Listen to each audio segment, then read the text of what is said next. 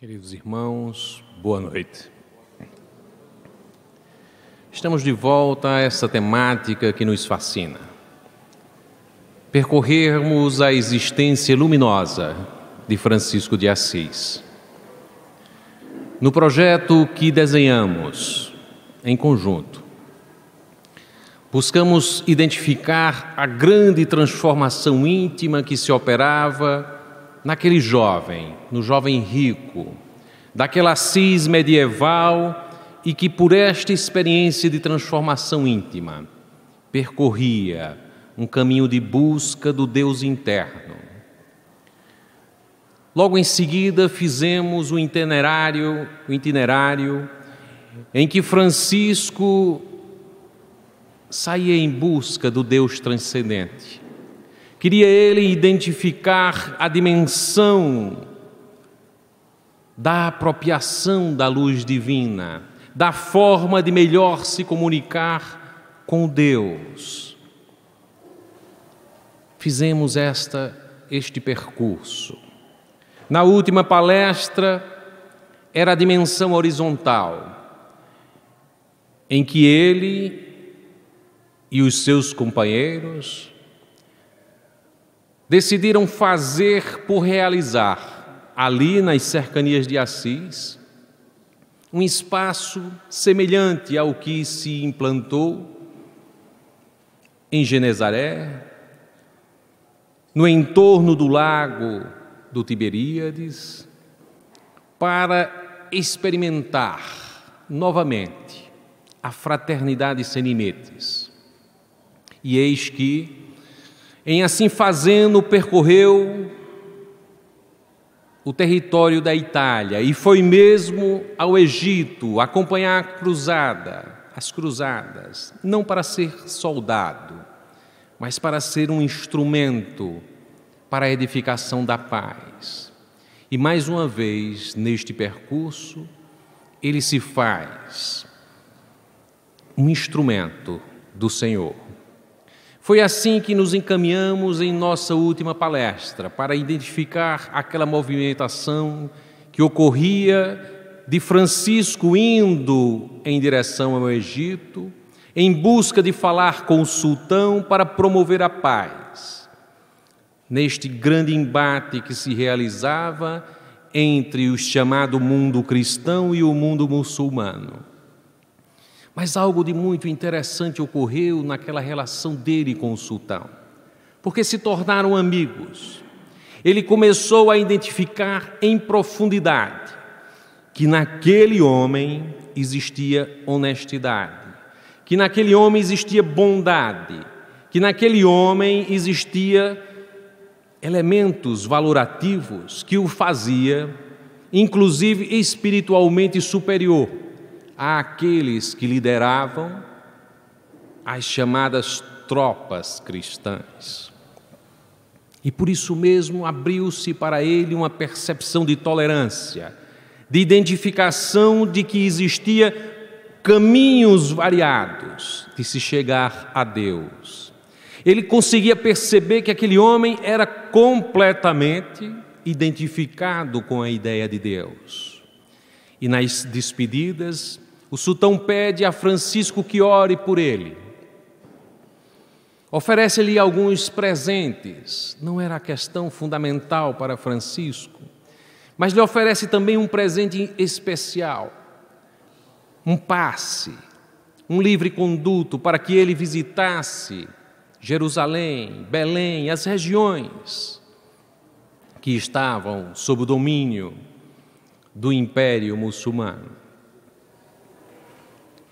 A história não registra, os biógrafos de Francisco não têm certeza o que foi feito nesse intervalo em que ele se despede do sultão e o seu retorno para a Itália. Não há registros claros. Sabe-se que o sultão deu o salvo-conduto para que Francisco pudesse visitar. Alguns biógrafos dizem, mas é tão importante se ele tivesse ido visitar Belém, se ele tivesse ido visitar o Calvário, deveria haver alguns registros. Por outro lado, alguns dizem, ele se acometeu de algumas doenças, e então, na realidade, ele estava se recuperando antes de voltar para a Itália. Imaginamos que Francisco, com um salvo-conduto, seria impossível que ele deixasse a chamada Terra Santa sem visitar estes lugares e ficar profundamente tocado com a natividade, profundamente tocado em estar no ambiente onde Cristo se fez crucificado e, desta forma, experimentar na identificação com aquelas dores a profunda comunhão de sentimentos, de doação, de entrega, que a partir de então foi todo o registro dos seus últimos anos. Estamos falando de algo em torno de meados de 1220. E naquela oportunidade, em que ele já está em Acre, cidade de Acre, ele é visitado por um irmão que ali chega desesperado, a lhe comunicar que muitos dos irmãos que ficavam estavam desviando-se completamente do sentido da ordem franciscana. Dizia-se mesmo que Francisco havia morrido e que desta forma era preciso construir outros caminhos para o movimento. Aquilo tudo aturdiu profundamente a alma de Francisco. Falava-se inclusive que aqueles que ficaram sob a incumbência de tomar conta das Clarissas, de Clara e de suas companheiras, não tinham mais essas atividades porque foram desviados para outros haveres e que elas passavam necessidade. Era como que empurrando-as para que exercitasse uma expressão de fé que não era aquela que abraçava Clara em comunhão com o espírito de Francisco, de serem instrumentos, de trabalharem com as suas próprias mãos, de viverem a pobreza, distante das doações, das vidas monacais, tal como existente naquela época. Tudo aquilo aturdiu profundamente o coração de Francisco. E ele retorna. Ele vai para a Itália e adentra por Veneza. Em Veneza passa alguns dias se recuperando porque as doenças que o acometiam se aprofundaram em intensidade. Falava-se algo como malária porque o seu fígado, o seu baço, o seu estômago era algo como que destruídos. Falava-se também em função do acometimento de uma grave infecção nos olhos que o fazia sofrer em profundidade. Qualquer claridade lhe provocava imensa dor. Eram essas doenças que ele trazia no corpo a partir de então. Mas aquilo que lhe fez doer mais profundamente na alma foi que, atravessando a Itália, ele passa por Bolonha, que era um centro importante, inclusive universitário, e ele vai encontrar irmãos em atividades tais, espousando a ideia de construir universidades, bibliotecas, tinha mesmo uma casa suntuosa, e ele achou aquilo um absurdo. Ele pediu que todos os irmãos que quisessem continuar na ordem se retirassem do prédio. E aquilo causou constrangimento, porque inclusive existiam alguns que estavam adoentados. Fala-se mesmo que o seu grande companheiro, Frei Leão, era um dos que estavam adoentados. Mas ele foi muito impulsivo. Chegou mesmo a maldizer aqueles que se tinham comportado daquela forma. Ugolino, que era então bispo de Ostia, era cardeal e era representante naquela região, e que depois vai ser cardeal, ele se lança em direção a Francisco e diz: Francisco, Esta é uma propriedade de nossa responsabilidade. Nós apenas a emprestamos, então não há por que criar grandes confusões. E se aproximou de Francisco e disse: Francisco, há muitas dissidências, porque a vida que levas é muito rigorosa, nem todos têm a capacidade de seguir a vida tal como tu a levas. Então, seria importante que tu fizesse aprovar uma regra, e sobre essa regra receber a proteção da igreja. Isso será importante para um conjunto grande dos teus companheiros. Francisco pensou sobre aquilo, foi falar com o Papa sugeriu que Ugolino passasse a ser a interlocução com o movimento franciscano, como que um protetor da ordem, no que Francisco assentiu, e a partir de então, Ugolino vai estabelecer uma relação de diálogo entre os grupos mais intelectualizados, que não gostariam de levar a vida nos rigores que Francisco estava propondo, e o próprio Francisco.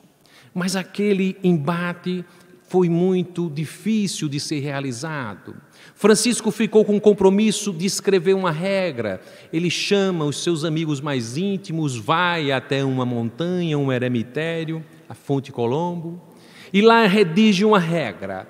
Mas essa regra impunha as condições de pobreza, reafirmava a intenção de se tratar os leprosos, de se viver em absoluta pobreza, utilizar-se apenas de uma vestimenta, uma série de regras que era do princípio do movimento e que já não era aceita por uma parte dos que lhe acompanhavam, entre eles o Frei Elias.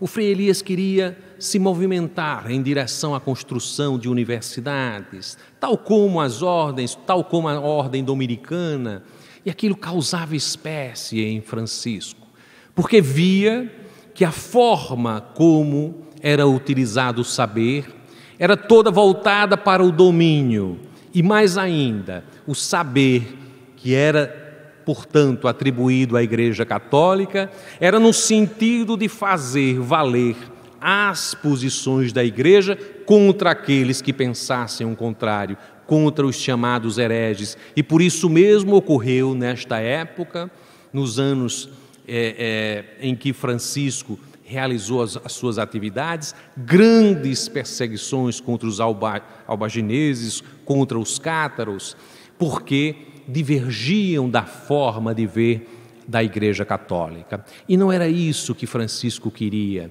Mas, mais adiante, quando ele chega na Porciúncula, em Assis, ele vai se deparar também com um prédio de tijolo e cal, e ele fica tão irritado com aquilo que se lança sobre o edifício e vai retirando as telhas e destruindo, e aquilo causa espécie. Alguns irmãos vão ao bispo, o bispo chega em direção a Francisco e diz: não, Francisco, esse prédio pertence à comunidade de Assis, é apenas um empréstimo, não são dos teus irmãos. Ele viu que aquilo era um artifício, mas se rendeu e não mais passou a destruir aqueles prédios. O que se observou nestes anos era que Francisco viveu uma amargura profunda, chegou mesmo a amaldiçoar alguns dos companheiros que tinham desvirtuado naquilo que ele cometeu como que um pecado, se desvirtuou daquilo que era a profundidade da sua alma, uma alma pacificada, mas ele estava vivendo a noite escura que todos nós algum dia passamos.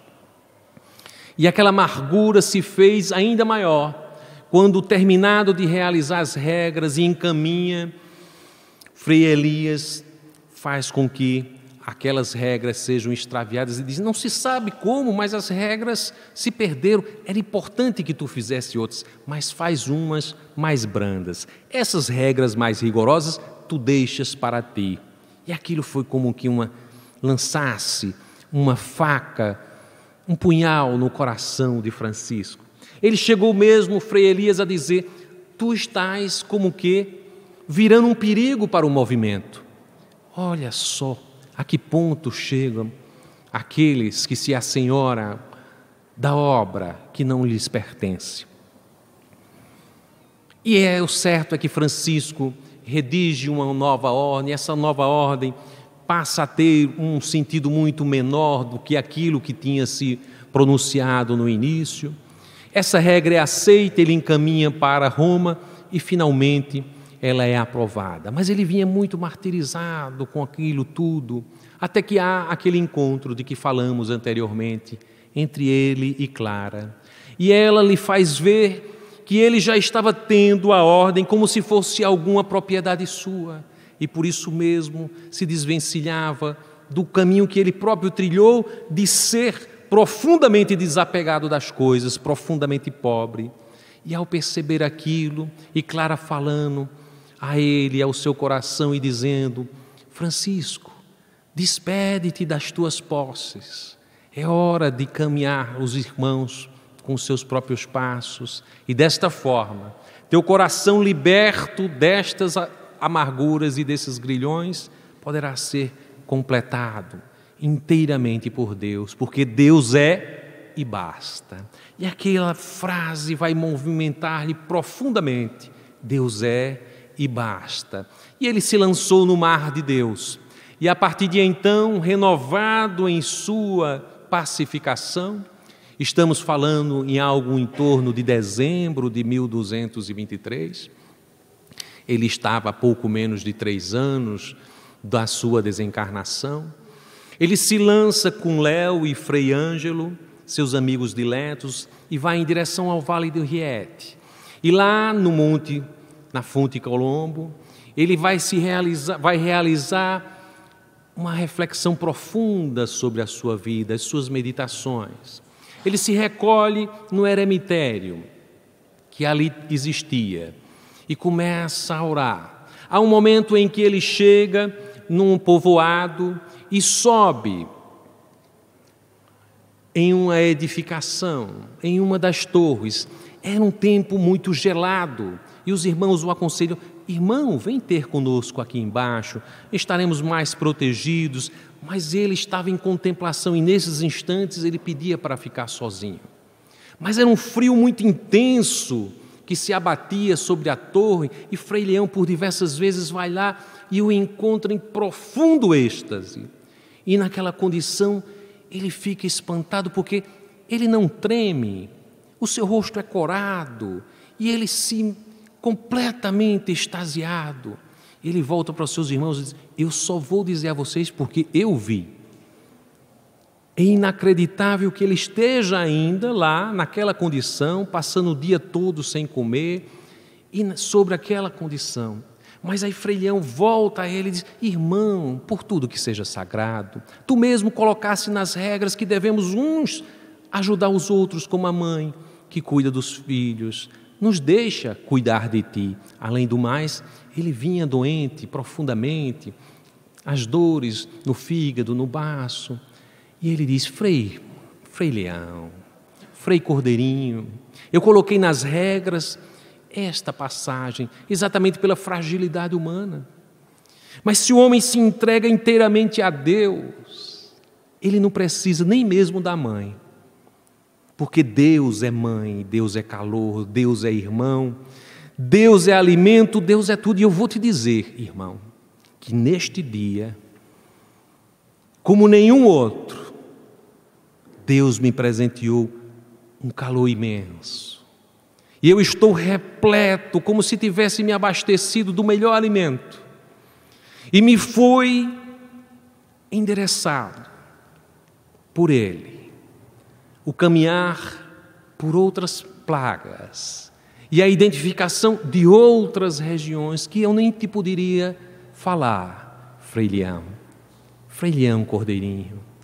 Se nós tivermos a plena confiança em Deus, podemos entrar nus no mar de Deus e estaremos plenamente acolhidos, porque Deus é mãe, irmão Cordeirinho, Deus é mãe.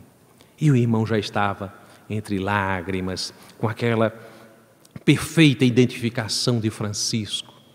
Mais adiante, eles decidem, era dezembro, descer o vale e vão em direção a uma outra montanha, onde existia uma cidade, a cidade de Grétio. E lá, o irmão passando pela cidade com um chocalho, convida toda a população a que se faça presente na praça principal. E na praça principal, ele começa a falar: sabe, irmãos, as crianças são a ternura, a perfeição, porque para elas se dirigem o amor mais gratuito.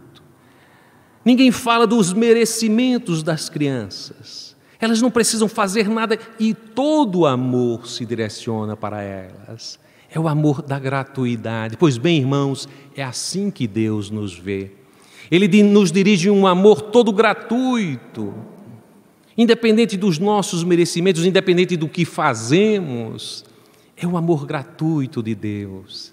E sabe, irmão, por essa época, um menino em Belém, e ele começa a chorar. E as palavras começaram a saltar, sem muita ligação umas com as outras: bondade, perfeição, alegria, amor.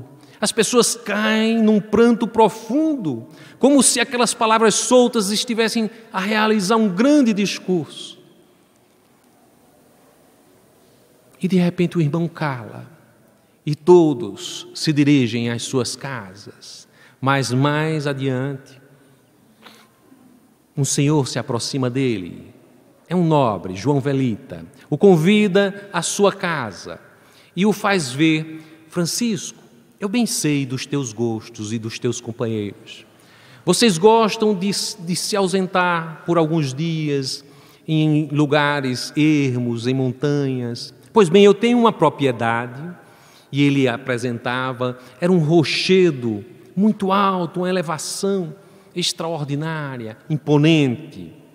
Ele dizia: neste rochedo tem muitas grutas, e é possível, portanto, que realizem assim o encontro de vocês com Deus. E eu quero presenteá-los. E Francisco ficou extasiado a ver aquele paredão e disse: olha, eu agradeço, e que Deus seja a sua recompensa. Mas, irmão Velita, deixa eu te dizer uma coisa. Está se aproximando o Natal, e eu queria que tu providenciasses ali a construção muito simples de uma manjedoura. Fazes uma manjedoura num tamanho de uma manjedoura, realmente. Colocas lá um burro, e um burrinho e um boi, ou uma vaca, e lá prepara as condições de uma manjedoura para celebrarmos o nascimento do Cristo. Eu gostaria tanto, nesse ano em que a paz retomou ao meu coração, de celebrar verdadeiramente o nascimento do menino Jesus. E João Velita ficou, portanto, de providenciar tudo o que era necessário. Ele voltou para a Fonte Colombo, convidou os companheiros dos outros eremitérios próximos para que se fizessem presente, mandava avisar: irmãos, comparecei, venham celebrar o Natal da luz. Queremos ver todos unidos na celebração do amor. E assim se fez. Quando foi uma semana antes do Natal, ele mandou o Frei Ângelo para ver como é que as coisas estavam andando, e logo depois ele mesmo se encaminha para lá. É uma passagem belíssima em que ele vai se encontrar nesse instante com os irmãos na celebração do Natal. E ele, naquele instante, ele vai falar ao coração dos seus companheiros, porque algo de extraordinário estava acontecendo. Quando começou a noite, parecia que a montanha estava incendiada, porque todos os habitantes da cidade de Grécio se dirigiam para aquele paredão onde se construiu uma manjedoura, e vinham todos com os seus archotes, e com os archotes encaminhando-se em direção à manjedoura. Era algo extraordinário aquela construção. O irmão Francisco, portanto, ao chegar lá, prepara-se para o evento e vai falar aos seus companheiros: queridos irmãos, o Senhor chega esta noite. O Senhor vai chegar à meia-noite e realizar todas as expectativas. Jesus vem sentado num humilde burrico no ventre de uma mãe pura. O Senhor vem esta noite e nos traz prendas numa caixa de ouro, nos traz a humildade e a misericórdia. A ternura vem pelo braço de Jesus. Jesus chega esta noite e amanhã despontará o grande dia. Jesus vem esta noite e a casa vai encher-se do perfume de violetas e de papoulas. Jesus vem esta noite e ferirá como um raio de luz as trevas ocultas e mostrará o seu rosto a todos. Era uma celebração, todos emocionados. Ele vai em direção à manjedoura e naquele instante em que lá se apresenta, ele cumpre as funções de diácono e realiza a missa.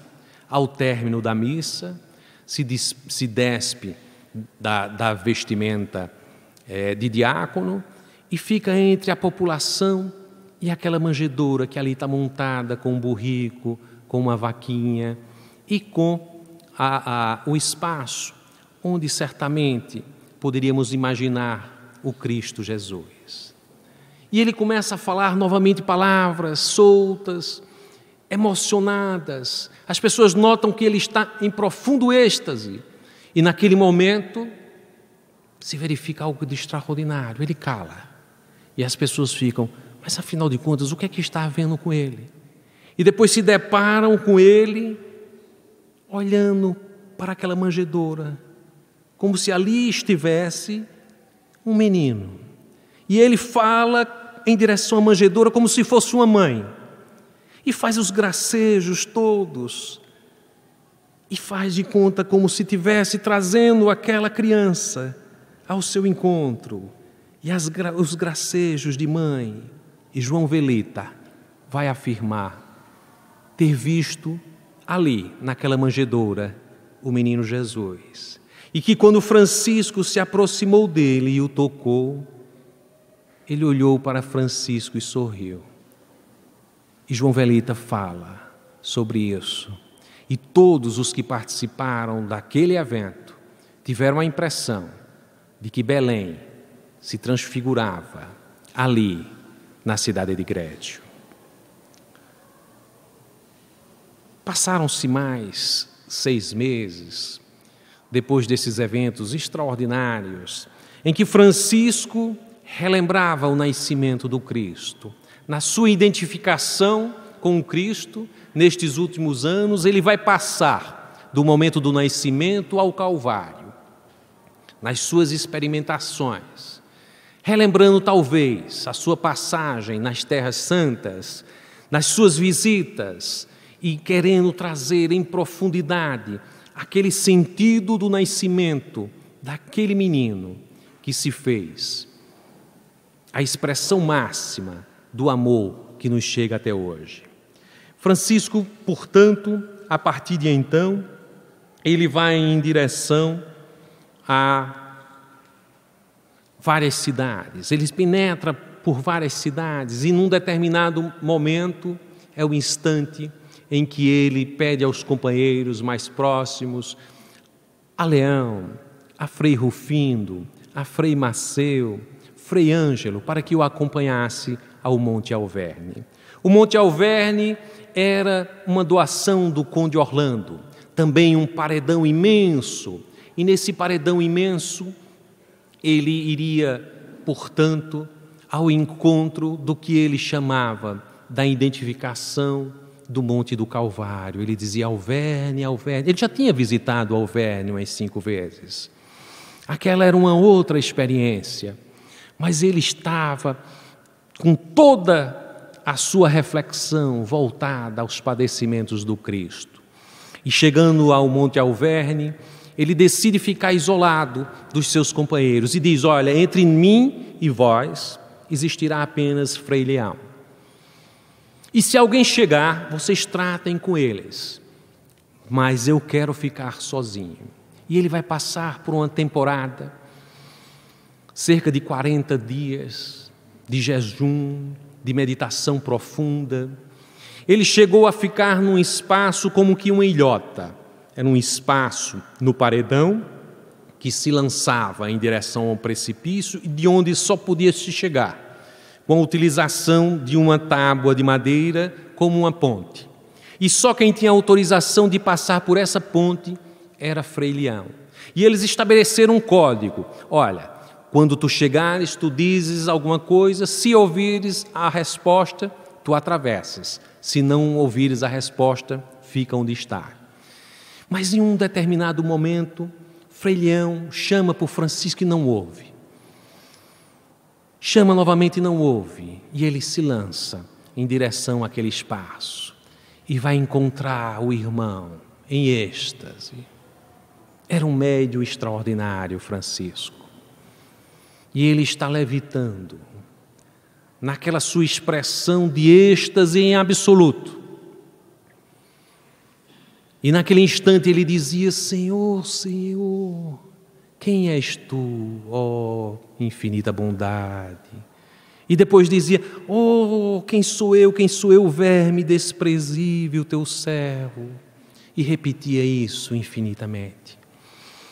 Frei Leão chega a tocar-lhe o pé com medo de que ele se perdesse. Estava levitando alto e ele toca e cai em si, porque ele sabia que tinha desobedecido a Francisco, mas ele diz: Senhor, o que faço eu para merecer a convivência com um santo? Francisco desperta daquela situação e diz: Cordeirinho de Deus, o que vieste fazer aqui? Eu não tinha te recomendado que não apareceste quando eu não tivesse te dado o consentimento. Diz: perdão, irmão, perdão. O que foi que tu vistes, Frei Leão? Isso está registrado nos fioretes de São Francisco. E Frei Leão vai dizer: irmão, eu via tu dizer: Senhor, quem tu és, infinita bondade. E depois: quem sou eu, verme desprezível? E, pois, irmão, vou te dizer, Cordeirinho de Deus, nesse instante, o Senhor me apresentava o infinito das belezas, os segredos da eternidade, coisas que eu não sei nem mesmo como te expressar. E nesse instante, eu ficava a dizer: Senhor, quem és tu, infinita bondade? Porque eu ficava a perguntar: como é que tu és capaz de me visitar? Eu que sou esse verme desprezível e penetrava em mim mesmo nas misérias do que somos. Era uma entrega em absoluto, uma contemplação, porque ali os irmãos sabiam que nos contatos de Francisco com o mundo espiritual, ali lhes era apresentado segredos sobre o futuro da humanidade, sobre o movimento, sobre o que ia acontecer aos próprios irmãos. E ele sofria com algumas das considerações que era vista. Os irmãos naquelas oportunidades certamente deveriam estar a conversar enquanto Francisco ficava nas suas meditações sobre o significado profundo daquela existência na vida deles.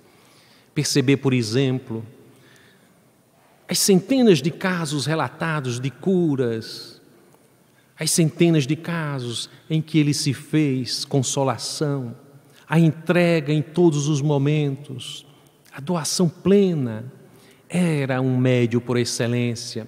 Em um dos instantes, por exemplo, em que ele vinha andando no burrico, porque estava muito cansado, doente, arranjaram-lhe um burrico, e vinha um irmão nobre, antes de adentrar na corte franciscana, no grupo de amigos, e o irmão ficou a imaginar: mas já pensou? Antigamente os pais deles não tinham condições de frequentar a nossa casa, e agora está ele aí no burrico e eu andando aqui também muito cansado. E o irmão, lendo-lhe os pensamentos, desce e diz: irmão, não é possível, porque por toda a nobreza que tu tens neste mundo, não é justo que eu ande de burrico e tu ande a pé. E o irmão se viu desmascarado, assim: meu irmão, por favor, me perdoe, irmão. E beijou os pés de Francisco, e Francisco erguia: não, irmão, sabedor daquilo que ele estava a pensar. Em outra oportunidade, uma grande expressão da mediunidade de Francisco, em visitando um hospital de leprosos, os irmãos que ali cuidavam tinham um paciente que eles não suportavam, aquele paciente, porque por mais que se fizesse, ele era arrogante, ele soltava todo tipo de impropérios, inclusive contra Jesus e Maria. E os irmãos diziam: olha, nós aguentamos tudo, mas quando ele começa a falar de Jesus e Maria, nós não podemos aceitar. É impossível tratar deste. E Francisco foi ter com ele e disse: irmão, o que é que eu posso fazer por ti? O que é que você pode fazer por mim? Os teus não sabem o que fazer comigo? O que é que tu poderás fazer comigo? Não, eu venho em nome de Deus para te ajudar. Deus que me transformou nisso que sou. Eu sou todo podridão, pus por todos os lugares. O que é que Deus tem a me oferecer? Irmão, eu mesmo vou cuidar de ti, se tu me disseres o que é que tu queres que eu te faça. Ele disse: bom, eu queria que tu me lavasses, porque eu não aguento o cheiro daquilo que eu tenho, e passasse, portanto, a água e cuidasse de mim, e me fizesse as ataduras. Ele disse: pois não, irmão. E ele pede água perfumada e vai lavar-lhe as feridas. E conta-se nos registros franciscanos que as feridas iam como que sarando, durante aquele cuidado carinhoso de Francisco com aquele adoentado. E ele, percebendo aquela mudança profunda, vai mudando interiormente, vai começando a meditar. E Francisco, percebendo-lhe a obsessão de que havia um espírito a obsidiá-lo profundamente, e aquele espírito, vendo o tratamento que Francisco realizava naquele que era obsidiado e que também sofria na carne, ele vai experimentar uma profunda impressão e se ausenta daquele jovem. E aquele jovem vai experimentar uma melhora significativa. Durante algum tempo, ele passa sob os cuidados de Francisco e depois retorna. E como todo bom caridoso, Francisco realiza e se ausenta, sem lembrar, afinal de contas, a quem tinha ajudado e por que tinha ajudado. 15 dias depois de curado, aquele jovem se acomete de uma outra enfermidade e desencarna. Depois de fazer profundas meditações e de entregar em profundidade o seu coração a Jesus. E no momento em que Francisco, passados algum tempo, está em meditação junto a um riacho, ele aparece a Francisco e diz: lembra-te de mim. Francisco realmente não tinha mais a lembrança: eu sou aquele que tu me curaste. E eu quero te dizer, de onde estou, que as cortes celestiais brindam o teu nome e falam por ti e oram por ti, porque muitos serão salvos por ti e por tua causa e por tua obra. E por todos os dias agradece ao Pai que te fez instrumento desta grande aventura. Eu vou para o meu lugar, que me foi possibilitado pelo teu amor. Continua no teu trabalho, porque tu és brindado pelos anjos do céu.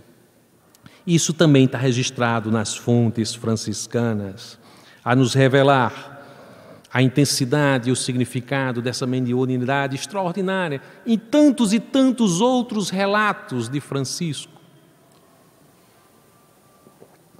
onde a levitação, a leitura do pensamento dos outros, a clarividência, a cura, todos são elementos de uma mediunidade extraordinária, a nos falar da importância deste espírito para as nossas vidas. Mas naquele instante, Francisco solicita ficar em solidão profunda. Naquele dia ele tinha pensado em Jesus profundamente e pede a Frei Leão, abra o missal. E pede para abrir 3 vezes e em 3 oportunidades cai na paixão do Senhor. Ele disse: eu sabia. E ele se direciona para uma região mais remota, para que, dentro daquele paredão, e pede a Frei Leão: não venha nesse instante. E naquele instante de grandes meditações, ele solicita ao Cristo: Senhor, eu queria em profundidade, nesse instante em que eu te solicito, a plena identificação com as dores que experimentastes, para que também em profundidade eu possa experimentar o amor em profundidade que sentiste naqueles instantes. E ele, ao perceber aquilo, perceber a grande entrega do Cristo, naquela plena identificação, ele dizia: o amor é não amado, o amor é não amado. Os irmãos ouviam de longe ele dizer: o amor é não amado. E já perto do amanhecer, os irmãos ouvem como que um estrondo, como se fosse um raio e um grito na cidade. As fontes registram que Francisco vê aproximar-se, como que um anjo, com 6 asas, mas que depois apresenta-se com o rosto do Cristo na cruz. E de repente aquela dor profunda, como que se incendiasse nele, as chagas do próprio Criador, do próprio Cristo. Não se sabia que intensidade era aquela, porque ele dizia: Senhor, nesse instante apenas eu queria substituir-te na cruz, para que eu pudesse do alto da cruz sentir por um momento que fosse a profundidade do teu amor por cada um de nós. E queria sentir em profundidade a dor que sentiste para substituí-la pelo amor aos nossos semelhantes. Mas há aquele acontecimento e ele é encontrado na manhã, depois de raiado o dia, já com as marcas profundas daquilo que hoje é comum dizermos estigmatização, embora o fenômeno não seja. Mas ninguém antes de Cristo, de Francisco, poderia falar sobre estigmatização. Era levado mesmo à morte, porque cometia um sacrilégio. Mas em Francisco a intensidade dessa experiência foi tão profunda. E Joana de Ângeles chega mesmo a dizer: houveram os que disseram, tripudiaram diante deste evento, mas eles voltaram ao mundo espiritual com as chagas, as lepras espirituais, e tu, limpo no coração, alcançaste o céu, aonde encontraste o teu grande amigo. Na realidade, Francisco estava a experienciar os seus últimos instantes. Ele vai percorrer durante estes últimos anos as aldeias, e por onde passava, aqueles que o acompanhavam diziam: é o santo, é o santo. E ele, relutante como sempre: santo só o Senhor. Talvez a lembrar o Cristo Jesus, quando lhes diziam: bom homem, e o Cristo respondia: bom, quem é bom? Bom apenas o Pai. Era Francisco, novamente seguindo as pegadas do Cristo. Mas naqueles instantes últimos da sua vida, além de percorrer todas as cercanias de Assis e em várias cidades receber aquela comoção popular, ele vinha destroçado pelas doenças. Ele chega em uma oportunidade a Porciúncula, mas ele estava tão sofrido que decidem levá-lo em direção a São Damiano, onde ficava o convento de Clara. E naquela oportunidade, Clara e Frei Leão e os seus amigos mais íntimos, porque Frei Elias, que agora era o comandante da ordem franciscana, tinham feito trazer os seus amigos mais íntimos, Frei Rufino, Frei Leão, Frei Maceu, Frei Ângelo, para que o acompanhassem em seus últimos dias. E ele vai ficar cerca de 50 dias em companhia de Clara, e ela tratando dele. E vinha todos os dias com os panos novos a lhe curar as feridas, não todas, porque aquelas que demarcavam os ferimentos dos cravos nas mãos, nos pés e na ferida ao lado, ele fazia questão de esconder de todos.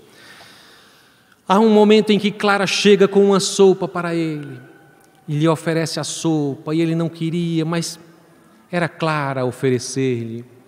E ele toma aquela sopa e não aguenta e vomita. E todos os seus amigos se retiram, chorando profundamente de ver aquela destruição daquele pobrezinho de Deus. Mas naquela noite de grande sofrimento, em que os irmãos pensaram, é esta noite que ele vai desencarnar.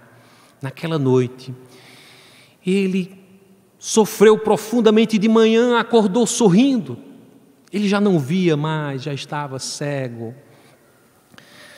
E naquela oportunidade ele disse, esse violino, irmãos, esse violino que me levou durante o sonho, se ele continuasse a tocar, eu não teria voltado. Ele disse, irmão, me traga um violino. Eu disse, mas primeiro que você não sabe tocar, e onde é que eu vou arranjar um violino? Irmão, me pegue 2 pedaços de pau. E eles trouxeram 2 pedaços de pau e ele ficou como se tivesse a tocar sozinho, uma melodia, como que a reproduzir. Só ele sabia qual era a melodia, mas frente àquela melodia, ele começa a compor o cântico das criaturas. E falava em louvor ao sol, em louvor à água, em louvor às estrelas, em louvor a todas as criaturas. E os irmãos se lembravam daquele homem profundamente identificado com as aves, com as cotovias, que era capaz de pacificar o lobo de Gúbio e identificar profundamente com a natureza. Que maravilha, que encantamento, aquela poesia cantada por aquele trovador de Deus. Todos caíam num choro profundo. Era belo, era mágico. Mas naquela oportunidade também, em que aquela canção começou a ser cantada pelos seus auxiliares, porque ele faz chamar o Frei Pacífico, e de Frei Pacífico, pega essa melodia e faz distribuir pelas cercanias, vai a Assis, canta essa melodia. Porque a partir de agora eu quero que os irmãos sejam conhecidos como trovadores de Deus. E eles passaram o tempo cantando a melodia de Francisco. Quando ele se recupera um pouco mais, lhe convidam, em nome do Papa, para que ele vá visitar um médico para curar-lhe da sua infecção nos olhos, e ele vai. Não existia um tratamento adequado. Eles sugerem que ele faça uma cauterização e vem ferro em brasa para colocar do olho até a orelha. Os irmãos não aguentam de ver aquilo, saem todos chorando e o veem apenas a dizer, irmão Fogo, seja gentil comigo, eu sempre fui tão cordial contigo. E passa o tempo todo a fazer um elogio ao irmão Fogo. E depois as pessoas vêm procurá-lo, a dor que tu sentisse. Ele foi tão gentil comigo, o irmão Fogo. Eu nem senti em profundidade essa dor. Mas mais adiante, como a infecção atingisse o ouvido, também penetraram um ferro quente no seu ouvido e ele já nem podia ouvir direito, já não via mais. Seus últimos dias de agonia profunda e de profundo êxtase, porque ouviam cantar diante da dor. E ele dizia, uma oportunidade chegou para Frei Leão em seus últimos dias, e, irmão, solicita ao Pai que tire a mão sobre mim, porque está pesado demais. E logo em seguida, como Cristo, Pai, afasta esse cálice, e depois, Senhor, seja feita a vossa vontade. E é Francisco a dizer, não, irmão, feliz daquele que sofre, porque sabe-se lá por que caminhos o Senhor nos coloca o sofrimento. como caminho para a nossa redenção. Seja feita a vossa vontade, Senhor, e sair a cantar novamente. O levam a Assis, o bispo quer lhe dar acolhida naqueles últimos instantes, não era a sua vontade, mas ele passa alguns dias e ele pede que os irmãos fiquem nas praças cantando o cântico das criaturas. Frei Elias diz: olha, irmão, isso não é coisa que um homem santo faça. Em seus últimos dias, diante da morte, cantar, isso pega mal, no dizer dele, evidentemente. E o irmão diz: Frei Elias, pelo menos nos meus últimos dias, me deixa cantar. Eu quero sair daqui, mas havia um medo do bispo de que, em saindo Francisco de lá, o povo de Perugia o levasse para a sua comunidade, porque, lógico, o corpo de um santo era valioso demais. E Francisco, que foi, durante toda a sua vida, a expressão da pobreza, estava sendo disputado como um patrimônio. Havia o medo de que ele fosse perdido para Assis. Mas ele faz valer a sua intenção e o levam a Porciúncula. Está nos seus últimos instantes. E nos seus últimos instantes, ele solicita que lhes coloque nu diante da terra. E diante da terra, relembrando aquelas situações em que se viu amargurado. E naquelas situações em que se via amargurado diante da oposição dos irmãos, ele se debruçava diante da terra e a cada vez que lembrava de um irmão, como o Frei Elias, beijava a terra 3 vezes e dizia: Senhor, através da irmã terra, leva o meu amor ao Frei Elias. E fazia isso por cada um deles. Ele entendia a irmã terra como depositária desta grande possibilidade de comunicação entre a vida, entre todas as vidas. E naquele instante, ele se debruça nu sobre a terra para os agradecimentos. Solicita a um irmão que leia a Paixão, segundo o Evangelho de João, porque diziam que ele não conhecia todo o Evangelho, mas o Evangelho de João ele sabia de cor. Afinal de contas, foi ele mesmo que escreveu o Evangelho de João. E naquela oportunidade, nos seus últimos instantes, ele quis ouvir o Evangelho de João, a paixão de Cristo. E sentindo toda a paixão de Cristo, faz as recomendações últimas. Ele sabia que os seus primeiros irmãos, como Frei Leão, Frei Bernardo, iriam ser profundamente perseguidos, iriam ser presos. E ele faz uma exaltação. São os únicos registros de cartas direcionadas, direcionada a Frei Leão e a Frei Bernardo, dizendo: todos os irmãos devem ter autoestima por Frei Bernardo, porque foi o primeiro companheiro que se despiu de todas as suas riquezas para me acompanhar. E naqueles últimos instantes lhe deu uma vontade imensa de comer um doce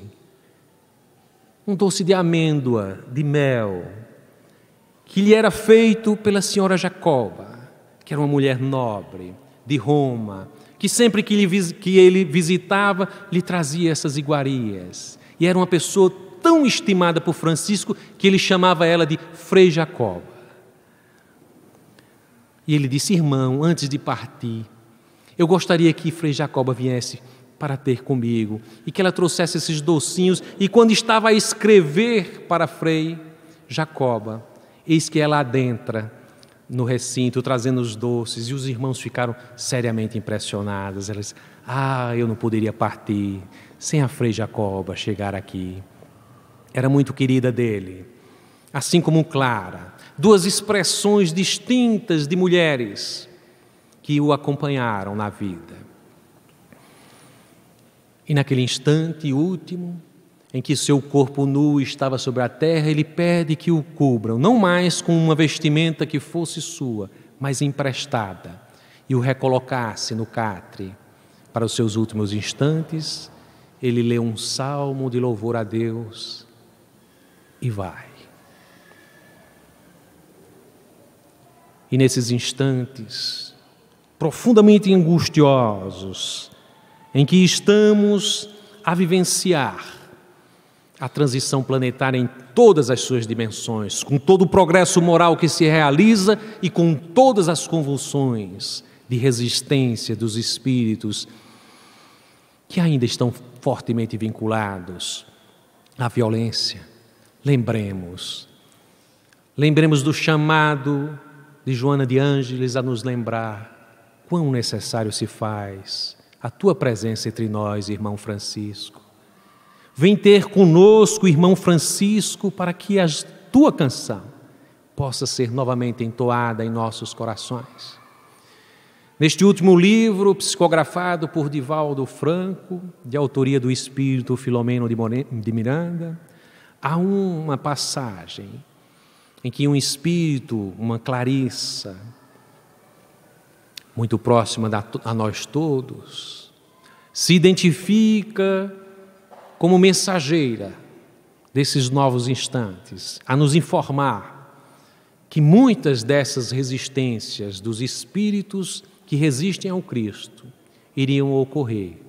Atos de terrorismo, entre outras. Ataques ao trabalho realizado pelos espíritas, mas que uma falange de espíritos estariam trabalhando em favor do bem, comandados por Francisco de Assis. E em seu nome, muitos franciscanos já estavam encarnados e outros tantos estariam por encarnar, para que sua mensagem pudesse edificar esses tempos novos, porque em breve será Ele a voltar entre nós para nos levar os nossos corações em direção ao Cristo.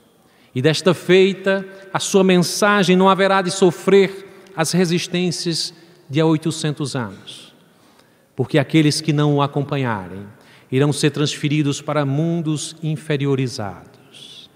Por isso tudo, queridos irmãos, pensando em Francisco e em sua mensagem poderosa, pensemos com a ternura. Esses momentos precisam muito de Francisco. Precisamos da sua paz, da sua ternura, precisamos do seu amor, da sua entrega, da sua plena identificação com Cristo. E queremos, nesse instante, amigo Francisco, te dirigir uma palavra amorosa para que tu venhas estar conosco nesses instantes em que nos lembramos do teu cântico, a nos falar profundamente ao coração, a nos dizer: Altíssimo, onipotente, bom Senhor, teus são o louvor, a glória e a honra e toda a bênção. Só a ti, Altíssimo, são devidos e homem algum é digno de te mencionar. Louvado sejas, meu Senhor, com todas as tuas criaturas, especialmente o Senhor, irmão Sol, que clareia o dia e com a sua luz nos alumia. E Ele é belo e radiante, com grande esplendor, de ti, Altíssimo, é a imagem. Louvado sejas, meu Senhor, pela irmã Lua e estrelas, que no céu formaste-as claras e preciosas e belas. Louvado sejas, meu Senhor, pelo irmão Vento, pelo ar ou nublado ou sereno, o todo o tempo pelo qual as tuas criaturas dás sustento. Louvado sejas, meu Senhor, pela irmã Água, que é muito útil e humilde e preciosa e casta. Louvado sejas, meu Senhor, pelo irmão Fogo, pelo qual iluminas a noite, e ele é belo e jucundo e vigoroso e forte. Louvado sejas, meu Senhor, por nossa irmã, a Mãe Terra, que nos sustenta e governa e produz frutos diversos e coloridas flores e ervas. Louvado sejas, meu Senhor, pelos que perdoam por teu amor e suportam enfermidades e tribulações. Bem-aventurados os que as sustentam em paz, que por ti, Altíssimo, serão coroados. Louvado sejas, meu Senhor, por nossa irmã a morte corporal, da qual homem algum pode escapar. Ai dos que morrerem em pecado mortal. Felizes o que ela achar, conforme a tua santíssima vontade, porque a morte segunda não lhes fará mal. Louvai e bendizer ao Senhor, e dai-lhe graças, e servi-o com grande humildade. Em nome do pobrezinho de Assis, paz e bem, assim seja.